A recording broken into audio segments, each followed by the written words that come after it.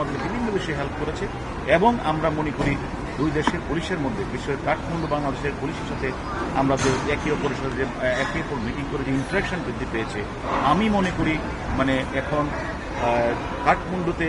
অপরাধীরা সেখানে গিয়ে যে ঠাঁই পাবে অথবা এটা তাদেরকে সেফ হেভেন বানাবে, স্বর্গরাজ্যে বানাবে, এটা আর হবে না। যদি একই অপরাধীকে নিয়ে দুটি দেশ যদি ডিমান্ড করে, দাবি করে, তাহলে ওই যে হোস্ট কান্ট্রি হিসাবে নেপাল তারা বিবেচনায় আনবে, সেটা হলো মানে গ্রেভিয়াস, অর্থাৎ অপরাধের গ্রেভিয়াস তারা বিবেচনা করবে, অর্থাৎ গ্র্যাভিটি, অর্থাৎ মানে ধরনটা কি, অপরাধের ধরনটা কি, এবং সেখানে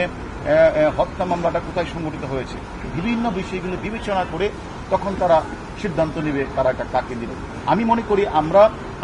এক্ষেত্রে আমি মনে করি যেহেতু ইন্ডিয়া আমাদের বন্ধুপ্রতিম রাষ্ট্র এবং আমাদের উদ্দেশ্য কিন্তু এক এবং অভিন্ন, কারণ আপনারা জানেন আমরা দুটি দেশেই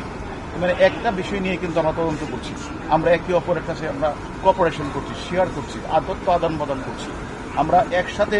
আমরা যে এক এবং অভিন্ন লক্ষ্য নিয়ে আমরা দুই দেশের তদন্তকারী কর্মকর্তারা হিসাবে যদি তারা তাদেরকেও দিয়ে দেয় অথবা আমাদেরকেও দিয়ে দেয়, সেক্ষেত্রে বাংলাদেশ এবং ইন্ডিয়ার তদন্ত করার ক্ষেত্রে কোনো সমস্যা হবে না। আপনারা জানেন এর আগেও আমাদের তিনজন যে আসামি আছে তাদেরকে জিজ্ঞাসাবাদ করার জন্য যেমন ইন্ডিয়া থেকে যেমন প্রতিনিধি আসছিল, আমরাও কিন্তু সেটা জিয়াদ হাওলাদার গ্রেপ্তার হয়েছে, তাকে জিজ্ঞাসাবাদ করার কিন্তু আমরা সেখানে গিয়েছি। অর্থাৎ আমরা সিয়াম আমাদের এখানে আসলেও সমস্যা নেই বা ইন্ডিয়াও গেলেও আমাদের তদন্তের কাজে কোনো বাধাগ্রস্ত হবে না। তবে আমরা মনে করি যে ইন্ডিয়া মোস্ট ওয়ান্টেড হিসাবে এবং তাকে যে অত্যন্ত যে আমাদের যে বেনিফিশিয়ারি, আমাদের যে প্ল্যানার, ঘাতক, যে মূল ঘাতক, এই ঘাতকের অত্যন্ত কাছের মানুষ হলো আমাদের সিয়াম। এখন সিয়াম যদি সেখানে যায়, আমি মনে করি ওই যে আলামত উদ্ধারের ক্ষেত্রে সে একটা ভালো ভূমিকা রাখতে পারবে। তাই আমি মনে করি তাকে আমরাও জিজ্ঞাসাবাদ করতে পারবো, ওনারাও জিজ্ঞাসাবাদ করতে পারবে। সেই ক্ষেত্রে আমি মনে করি